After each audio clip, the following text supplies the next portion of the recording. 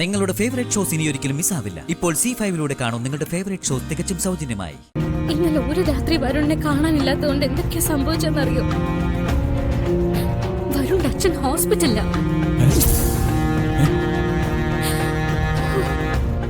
അച്ഛൻ ഹോസ്പിറ്റലിലോ? അവരുടെ ഹോസ്റ്റലില് എന്തോ വലിയ പ്രശ്നം നടന്നു. എന്നിട്ട് എന്തോ റാഗിങ്ങിന്റെ ഇഷ്യൂ. കുറച്ചു കുട്ടികൾക്ക് പരിക്കുണ്ട്, എന്റെ മോൾക്കും ഉണ്ട്. ദൈവമേ, നമ്മളിപ്പോ എന്താ ചെയ്യാ?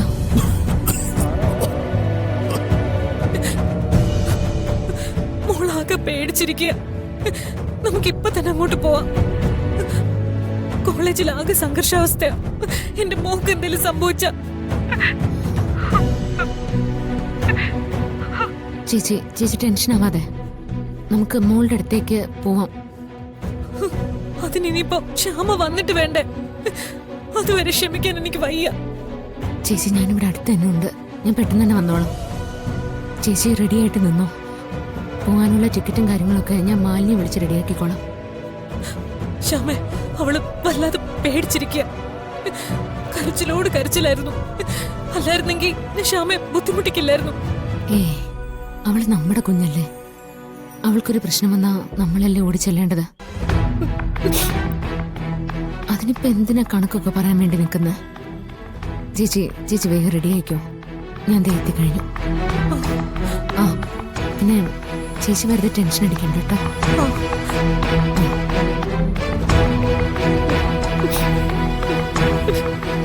ദൈവമേ, എന്റെ മോളെ കാത്തോണേ. അതെ, എനിക്ക് എത്രയും പെട്ടെന്ന് പോയേ പറ്റൂ. ബാംഗ്ലൂരിൽ അശ്വതി ചേച്ചിയുടെ മകളുടെ അടുത്തെത്തണം. ഇയാളുടെ കാര്യം ഇപ്പൊ എന്താ ചെയ്യാവുന്ന കാര്യങ്ങളൊക്കെ നമ്മൾ ചെയ്തില്ലേ മാഡം? എന്തെങ്കിലും സംഭവിച്ചു പോയാലോ? എനിക്കാണെങ്കിൽ പോവാതിരിക്കാനും പറ്റില്ല.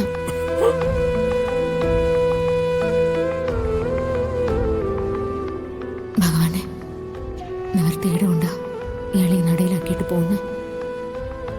ഇയാൾക്കൊരു അപകടവും ഇല്ലാതെ കാക്കണേ.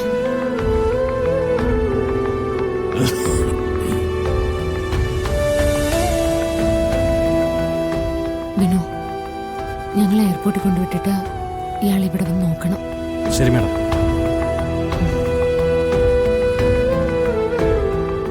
എന്നാ നമുക്ക് അവിടെ ഇരുത്താം.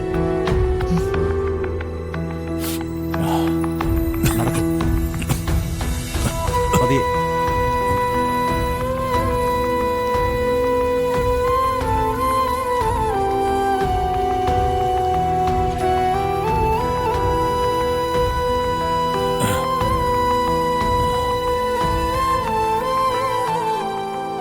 എന്നാ ഞങ്ങൾ ഇറങ്ങാണ്.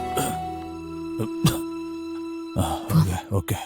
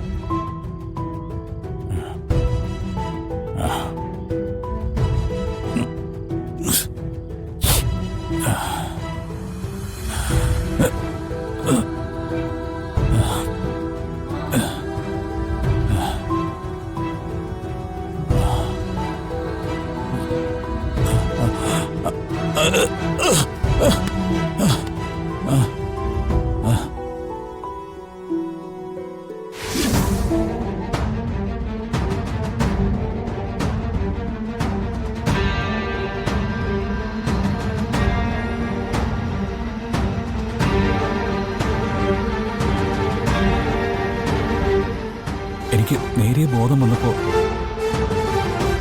ഞാൻ ആ അമ്പല പരിസരത്ത് കിടക്കുമായിരുന്നു.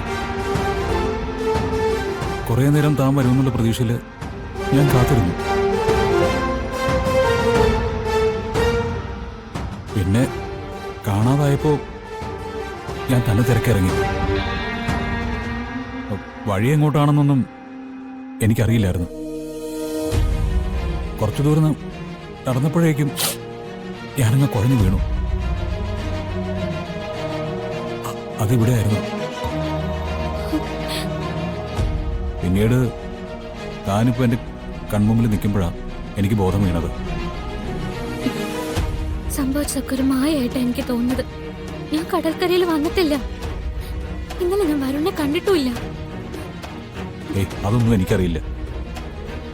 പക്ഷേ എന്നെ മരണത്തിന് കൈപിടിച്ച് കയറ്റാൻ തനിക്ക് മാത്രമേ സാധിക്കുമായിരുന്നുള്ളൂ. അതായിരിക്കും സംഭവിച്ചത്. എന്തിനാ ജീവിതം അവസാനിപ്പിക്കാൻ തീരുമാനിച്ചത്? ജീവിച്ചിട്ടെന്തിനാ? എന്നും വേദനിക്കാനോ? എന്നെ ഓർത്ത് ദുഃഖിക്കാനോ? എന്നെ ഓർത്ത് എന്തിനു ദുഃഖിക്കണം? വരുണിനെ സ്നേഹിക്കുന്നവർ ഒരുപാടുണ്ടല്ലോ. നീ മറ്റൊരാളെ സ്നേഹിക്കുന്നെന്ന് പറഞ്ഞു കഴിഞ്ഞാൽ പിന്നെ അയാളെ വിവാഹം കഴിക്കാൻ പോകുന്നെന്ന് പറഞ്ഞാൽ അതെനിക്ക് സഹിക്കാൻ പറ്റും. എന്റെ പ്രതീക്ഷകൾ നീ മാത്രമാണ്.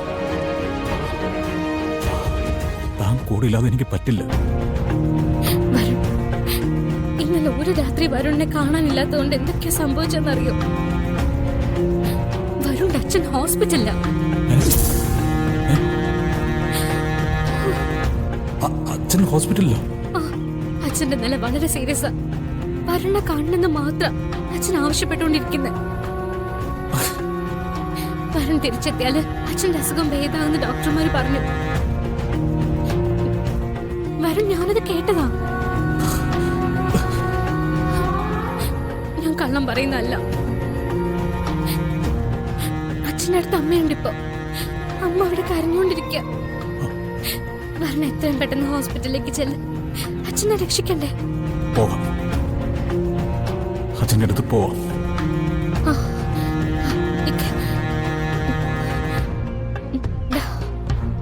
ക്ഷേത്രത്തിലെ പ്രസാദ. ഈ പ്രസാദം നെറ്റിയിലിട്ടതിന് ശേഷം വരുൺ കണ്ണു തുറന്നത്. അച്ഛന്റെ നെറ്റിയില് ഇത് ചാർത്തി കൊടുക്കണം. അച്ഛന് വേണ്ടി ഞാൻ പ്രാർത്ഥിച്ചോളാം. പക്ഷെ രാധിക, വേറൊന്നും ഇപ്പൊ സംസാരിക്കരുത്. ഒരു മകന്റെ കടമയെക്കുറിച്ച് മാത്രം ചിന്തിക്കുക. പെട്ടെന്ന് പോവാൻ നോക്ക്. ചെല്ല്. ഇനി ഞാൻ ഇവിടെ നിൽക്കുന്നില്ല. ഞാൻ പോവാ. ചെല്ല.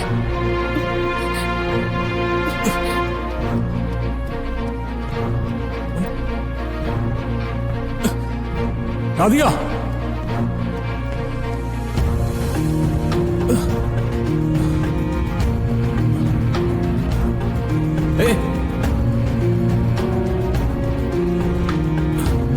രാധിക,